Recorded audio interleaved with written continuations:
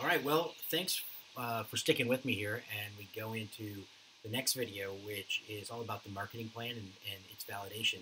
So it's step 6 and 7, phase two, and it really builds very nicely off of phase one. We were building a foundation in phase one that was going to show you your sense of purpose, building a general direction, and then getting to the basics of what is your business idea so that you can get started learning from the marketplace. And one of the most important places to learn from the marketplace is through your internal marketing actions. And so you need to understand what those are and create a marketing plan. Now, a marketing plan sounds like we're going backwards because we're kind of anti-business plan. But all I really need you to understand about a marketing plan is that it is four value functions, right? So it's the creation of value, it's the delivery of value, the communication of value, and the exchange of value. And so going through those just briefly, what we need to do in the creation of value is take your idea and look at how we can productize it, how to use design thinking to create value in the form of unique selling propositions, and really make sure that your idea is laser focused on bringing value to the specific customer segment that you're targeting. The second thing we need to do is look at delivering value. So this is all about supply chains, and one of the great tools or whole buckets of value creation that you can use in modern day marketing is tapping into supply chains, and whether that's using Amazon on the forward end to deliver your products, or on the back end using Alibaba to source products from China. You have access to tools and resources to create and move products throughout the global supply chain in ways that are truly phenomenal. So we'll get into more of how to deliver value.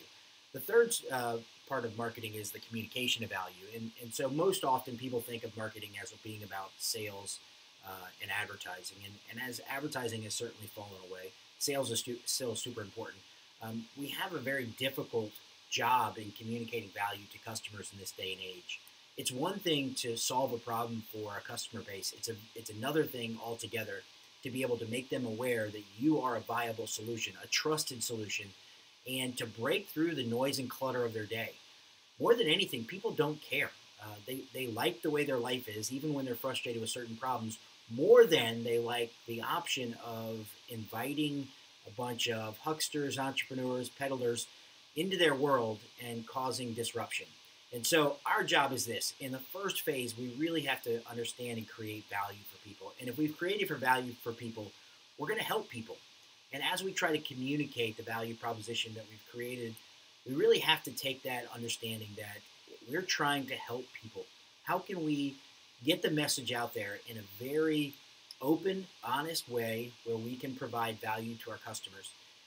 And so I think it's one of the more difficult things that we'll try to do during this entire method of more, but it's vital.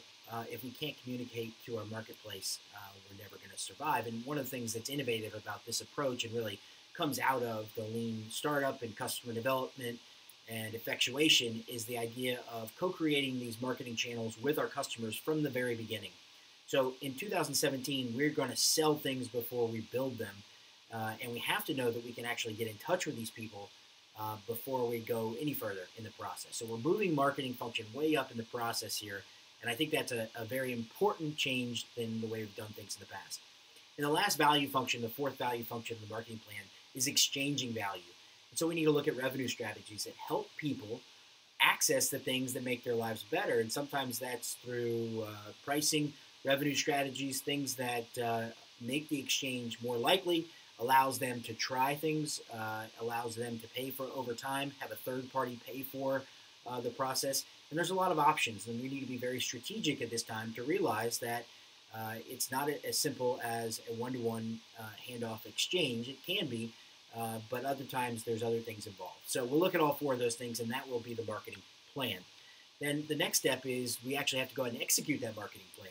So it's one thing to create a system that is talking about value and talking about how we're going to get this value to other people and how they're going to understand it and how they're going to exchange it.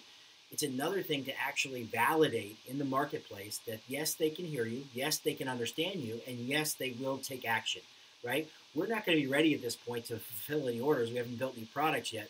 But what we are going to make sure is that when it is time to sell our products, that we've got a list of customers, a source of avenues that we know to go to right away when we're ready to go, that we know are going to engage us in a conversation where we can begin the exchange process. And so if we don't have that, let's not go any further. And we might not solve that problem, because I'm telling you, it's going to be more difficult than you think.